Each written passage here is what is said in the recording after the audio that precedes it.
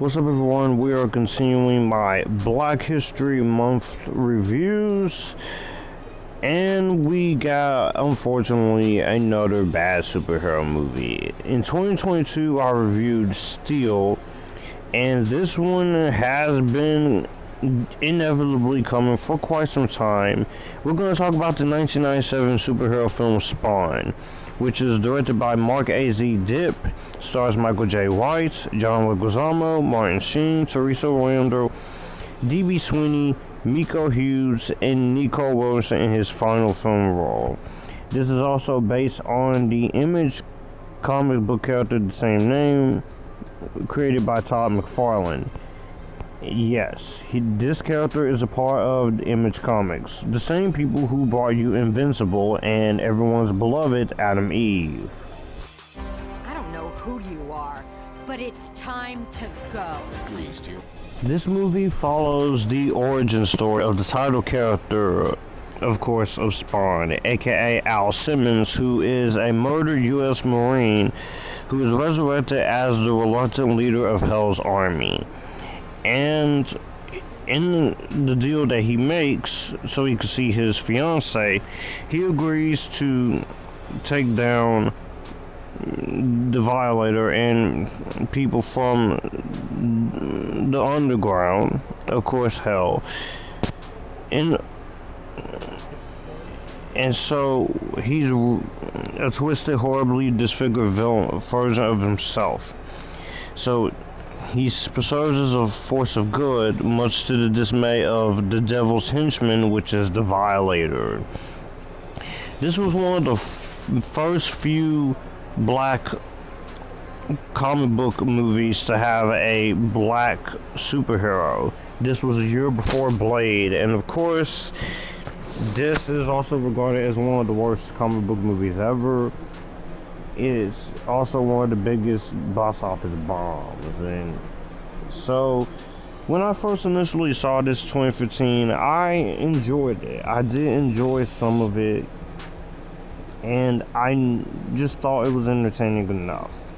So it wasn't great or anything, but yeah, it wasn't terrible.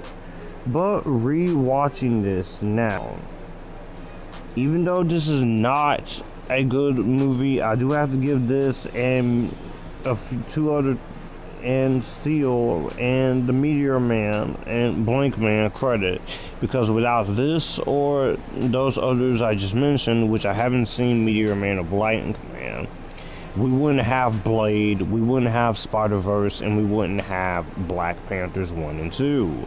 So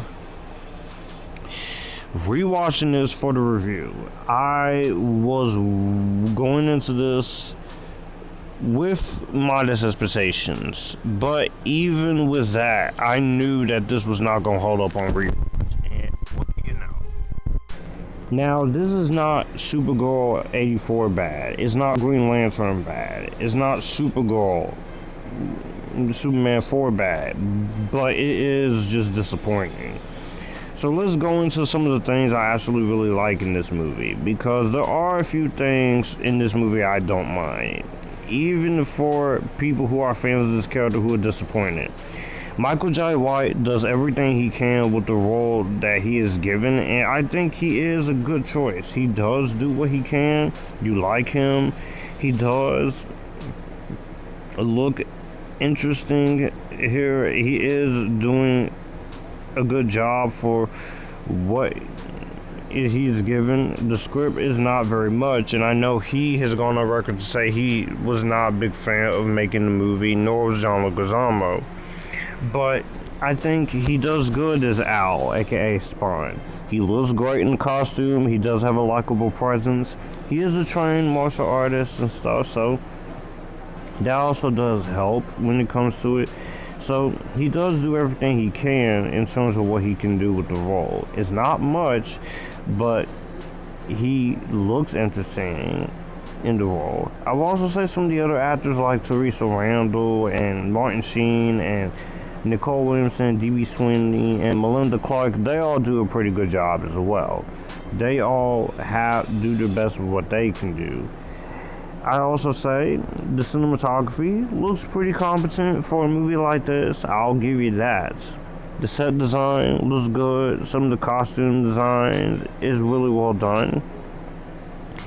And for the little bits of action you do get in here, it's not much action, but it's enough action for you to just enjoy and to just take on its own merits, which kind of makes this a little bit of a guilty pleasure, but it's not some of the best action you'll ever see. It's just enough action for you to go there. The film is mercifully short, 96 minutes, so compared to something like Supergirl 1984 or the 2011 Green Lantern movie, which was a massive chore to get through, when I rewatched that in 2017 for my review or rant, I'll say this one is at least shorter. At least I got through it just fine. And the makeup on Spawn looks good, and also the makeup on the Violator does look competent. You do have some decent effects work that does look good with the cape moving around. That's actually not too bad of an effect. And there are some interesting practical effects when it comes to this here. So I do have to give credit where credit is due. And for the score, of course, you have Graham Revell doing the musical score, which I think Graham Revell is a pretty underrated composer. He's done stuff like The Crow and Freddy vs. Jason and Brian Chucky and pretty much Lara Croft, Tomb Raider, The Saints, and also Sin City and Daredevil. So the score is good. I do like the score in this movie. And for the soundtrack, I'll say this. You do have a pretty competently made soundtrack. It is rock and metal music, but I'll say this. In terms of the soundtrack, it's a pretty decent soundtrack. Happy Walters is one of the music supervisors and is more of a genre blending soundtrack, which was a concept that was familiarized with Judgment Night. Admittedly, a movie I have not seen, but I've heard great things about. And the Blade 2 soundtrack. You have Metallica, Korn, you have Slayer, Marilyn Manson, Stabbing Westward, The Crystal Method, AO8 States, Orbital, Moby, Atari Teenage Robot, The Prodigy, DJ Greyboy. So it's a pretty good mix of it. It is a little rushed, but I will say, at the very least, the soundtrack is entertaining. You have some good songs there. You have For Whom the Bell Tolls, Can't You Trip Like I Do, Long Hard Road Out of Hell. You also have No Remorse, and then you have pretty much a decent enough soundtrack there to get you going. So, and I would say another positive, this did spawn an animated TV series, which I've only seen a little bit of bits and pieces of, but I did hear is actually better than the movie. So, if anything, you at least spawned a TV series that was infinitely better, from what some people say. Aside from the very few positives, that's about it, because the rest of this movie, yeah, no.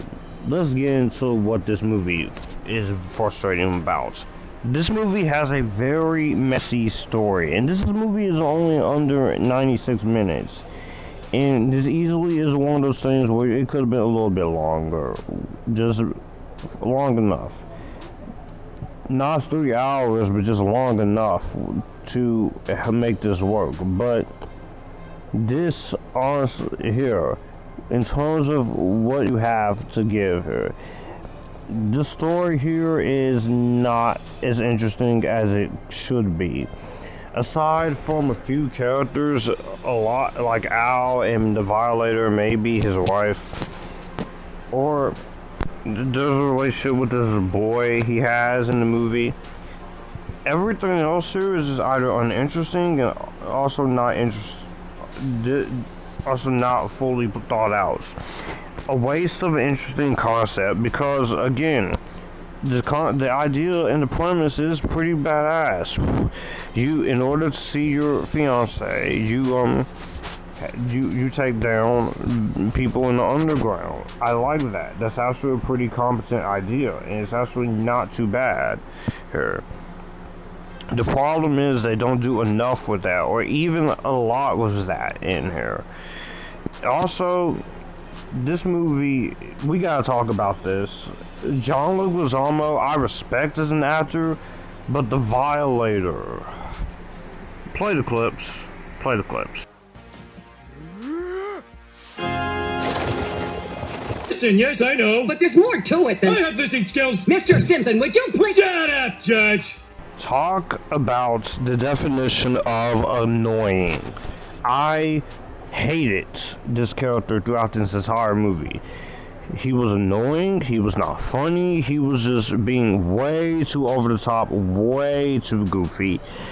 I appreciate the fact that John Leguizamo, he come to work, but not like this. And I'll say this, Leguizamo, he's supposed to be annoying, but damn, it's just, he's so... This is not how you... This ain't how you do it. So it's just very obnoxious here. And also, this movie is pretty damn pussified. This is a PG-13 rating, and for a movie like this, for a character like this should be rated R. So hopefully, whenever they get that reboot with Jamie Foxx out of the way, it can be more like the comic books, or it's more brutal and more R, because there's no bites when it comes to this. There's no brutality when it comes to this for a character like this. I know in the cartoon probably he's more brutal, but this is, for a comic book character, it feels bloodless when it comes to this. But John Leguizamo, back to him, he was so insufferable that every freaking training session he goes through is always gotta be him fighting. You have of course you have the one girl character in this movie, which I just mentioned in the positives. Her name, of course, is the one who kills him at the beginning, Melinda Clark, Jessica Priest. You could have had Spawn fight her in one scene, and you could have built that up. So, I don't know what happened when it comes to that. That just wasn't really all that. You also have, of course, some very weird direction and some very weird writing at points, especially with some of the things the Violator says, which is not funny. It's not funny, it's not competently handled, and it's just not.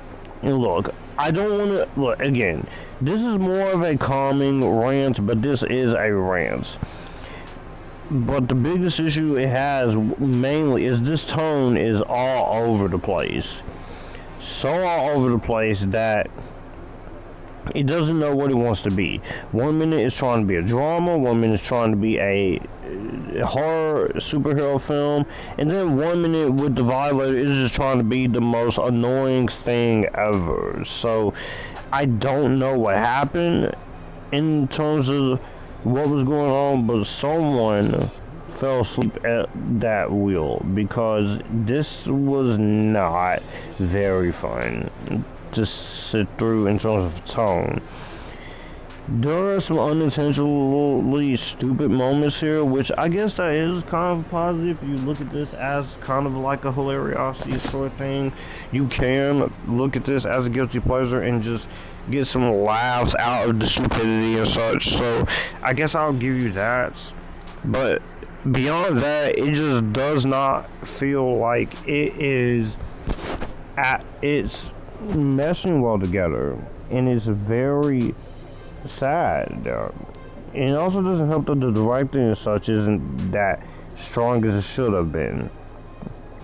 And it just feels like I'm sitting here, we're watching a movie that's tonally all over the place, tonally inconsistent, and it needed at least another draft or such when it comes to this. Now, And also, I gotta talk about this. This was a change I think was not needed. So you could have just did this. It's not like audiences who were not black at the time wouldn't be accepting of this, as they are now, mostly. The change you make to turn Al's best friend from a black character in the comics to white. This is not about race. In fact, I don't mind interracial at all, but here when it comes to this, it wasn't really necessary. And Tom McFarlane, he said this was made by the studio to have too many black leads, as they believe it would give the false impression that the target audience was the black demographic. Fuck that. That's just stupid. No, don't like that. And finally, to close all of my negatives out when it comes to this movie, the effects are terrible in this movie too. The CGI is horrible. Like, horrible CGI. What? Aside from the moments with the cape, that's okay. But this movie has a $40 to $45 million budget. And you had Industrial Light and Magic doing your visual effects. What happened here?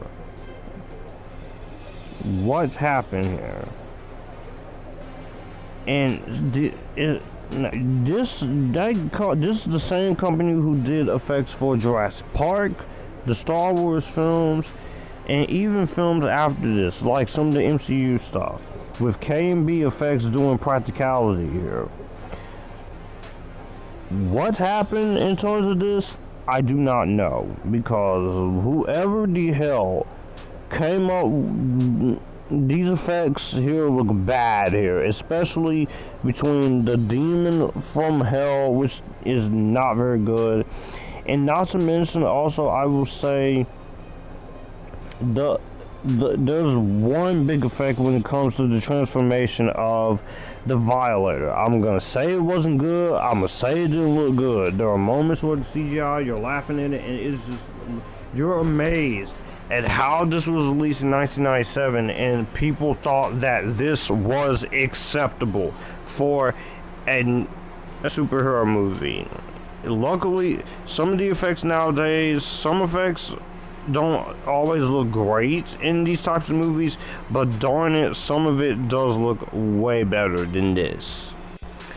At the end of the day, guys, not a great comic book movie, not a very good movie with a black superhero lead, and there's a reason why this has kind of tainted the legacy of the Spawn character.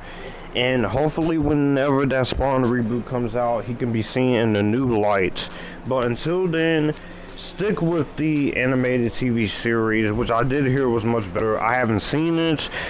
A couple of redeeming qualities, but again, one of my least favorite comic book movies of all time. But definitely not in the top 5. It's not Green Lantern bad. It's not even as bad as Superman 4 and Batman and Robin. But for one of the first black leading superhero movies, it's definitely better than Steel, but unfortunately, we've gotten better movies with black superhero leads. Just go watch Blade, go watch the Spiderverse movies, even the Black Panther movies. They're much better. If you enjoyed this one, more power to you. I just couldn't on rewatch. But I wasn't angry. Well, that's going to do it for the video that you just watched. If you want to see more, my channel icon is up here. If you want to see more content from me, all my social medias are right here in this end card. I will also leave a playlist and a video here for you to see what the channel is about. As always, acknowledge me, stay Epictastic, join the Epictasticness, and you guys keep it cool.